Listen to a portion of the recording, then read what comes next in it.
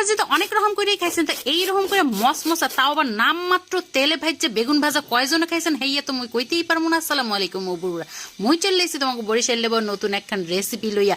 আর এই বেগুন ভাজা ভাজতে কিন্তু অনেক তেল লাগে, কিন্তু মোর এই রেসিপিতে বেগুন ভাজলে নামমাত্র তেলে ভাজতে পারবেন। আর উপরটা হইবে একেবারে মসমস আর ভিতরটা হইবে একদম মোমেন নাহান নরম।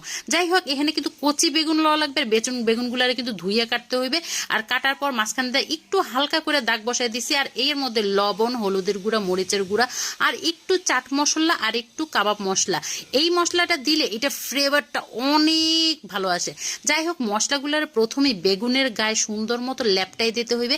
মনে হবে যেন কারো গায়ে হলুদ দিতে আসেন। এইরকম করে সুন্দর করে আগানে বাগানে এপাশে ওপাশে সুন্দরভাবে মিশিয়ে ফেলতে হবে।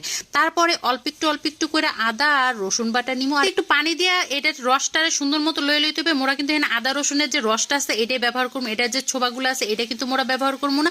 সুন্দর মতো চিপে এটা রসটারে সুন্দর মতো বের করে নিয়ে বেগুনের গায়ে ভালো মতো মাখাই দিতে হবে, যাতে করে আদা রসুনের যে রসটা আছে এটা বেগুনের গায়ে এপাশ ওপাশ সুন্দরভাবে ঢুকে যায়।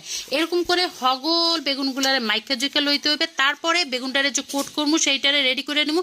এই জন্য প্রথমে যেটা লাগবে সেটা হচ্ছে মগো পরিমাণ মতো সুজি। আর এই সুজিটা কিন্তু ভাজা না, কাঁচা সুজি দিয়ে দেবো। 1 টেবিল চামচের মতো বেসন দিয়ে দেবো, লবণ, সামান্য একটু হলুদের গুঁড়া, সামান্য একটু মরিচের গুঁড়া দিয়ে সুন্দর মতো মিশ্রণটা মাখাই নিতে হবে। কিন্তু বেগুনটা আরো সুন্দর করে পানি ছাড়া ভিজা ভিজা হয়ে গেছে। আর সেই বেগুনের টুকরাগুলারে সেই সুজির মিশ্রণের মধ্যে এপাশ ওপাশে সুন্দর মতো কোটিং করে লইতে হবে। একটু চেপে কোটিং করতে হবে। আর একবার কোটিং এ না হলে 2-3 বার করে কোটিং করে লইবেন, যতক্ষণ না ভিজা ভাবটা চলে যায়। এই যে দেখেন, মোর সবগুলো বেগুনের পিসে কিন্তু কোটিং করা হয়ে গেছে। এরপর একটা ফ্রাই প্যান নিয়ে নিতে হবে। আর ফ্রাই প্যানের মধ্যে একদমই অল্প পরিমাণ তেল দিয়ে দিতে হইবে। যেহেতু আমার ফ্রাই প্যানটা বেশি ছড়ানো, এই জন্য তেলটা দুই পাশে সরে গেছে। কিন্তু মানে ছোট ফ্রাই প্যান হলে আর অল্প তেলে কিন্তু এটা ভাজা হয়ে যাবে। দেখছেন, অল্প একটু তেলের মধ্যে সুন্দর মতো ভাজা হয়ে গেছে। আর এক পাশ ভাজা হইলে অপর পাশ উল্টাই দিতে হবে। তারপর একদম লাল লাল করে ভাজা করে লইতে হবে নিজের পছন্দ মতো। মানে রং বেগুন ভাজাটা একদম রেডি হয়ে গেছে। আর এই বেগুন ভাজার যে উপরের অংশটা একদম কুরকুরে মচমচা হয়েছে, আর ভেতরটা একেবারে মাখনের মতো বলেন আর মোমের মতো একেবারে গলিয়া নরম হয়ে গেছে। এই যে দেখেন বেগুন ভাজাগুলো কতটা সুন্দর হয়েছে।